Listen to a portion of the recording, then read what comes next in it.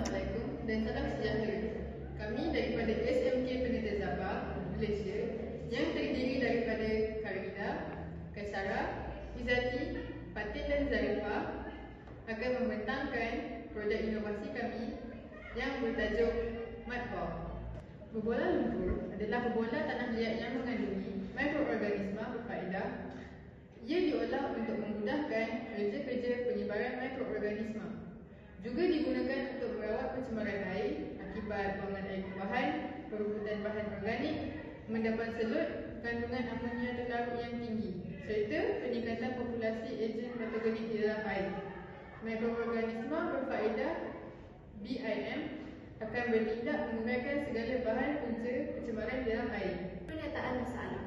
Pertama, untuk meningkatkan kesedaran tentang kepentingan menjaga kelestarian alam sekitar. Kedua, untuk menghalang pertumbuhan alga. Ketiga, untuk memecahkan lumpur di dalam tasik dan sungai. Akhir sekali, menjernihkan air yang keruh. Seterusnya adalah objektif. Objektif pertama adalah mendidik para pelajar mengenai kepentingan menjaga kelestarian alam sekitar. Seterusnya, menghalang pertumbuhan alga. Di samping itu, dapat memecahkan bahan organik menjadi air lebih bersih dan jernih. Akhir sekali, dapat mengurangkan bau busuk di dalam tasik dan sungai. Antara kelebihan penggunaan mudball ialah mengurangkan bahan-bahan buangan yang menyebabkan pencemaran air. Selain itu, meningkatkan populasi mikrob berfaedah dalam air. Mudball juga dapat meningkatkan oksigen terlarut dalam air. Di samping itu, dapat mengurangkan enzim patogen iaitu bakteria, virus, protozoa dan cacing parasit. Akhir sekali, mudball dapat menyuburkan air serta menjernihkan air yang keruh. Seterusnya kaedah penggunaan. Ianya boleh digunakan di sungai, kolam, telaga, nongkong paus, singki dan tanah tersumbat. Untuk menggunakan ia, mengukur keluasan dan kedalaman kolam terlebih dahulu untuk menentukan anggaran isi padu air di dalam kolam yang tercemar. Masukkan mudball ke dalam kolam yang tercemar dengan kadar sebiji mudball.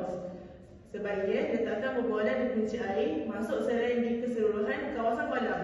Ulangi semula masukkan mudball ke dalam kolam tersebut pada bulan kedua dan ketiga. Seterusnya, kita pergi kepada langkah-langkah untuk membuat mudball. Langkah pertama, kita perlu mengaktifkan satu paket yeast dengan larutan glukosa dan juga air suling. Langkah kedua, kita perlu menimbang tanah sebanyak 700 gram dan juga medium lain sebanyak 35 gram. Langkah yang ketiga, kita perlu memasukkan tanah dan medium tersebut ke dalam lesen. Gaulkannya sehingga sebati.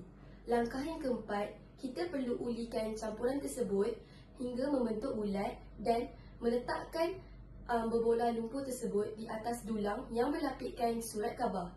Ulangi langkah pertama hingga langkah keempat untuk membentuk medium yang lain. Langkah yang kelima, kita perlu perapkan berbola lumpur tersebut di dalam tempat yang gelap selama 1 minggu.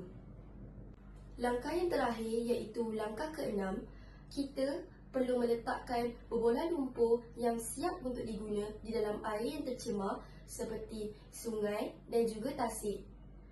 Kemudian, kita perlu membiarkannya selama 5 hari untuk membersihkan air yang tercemar tersebut.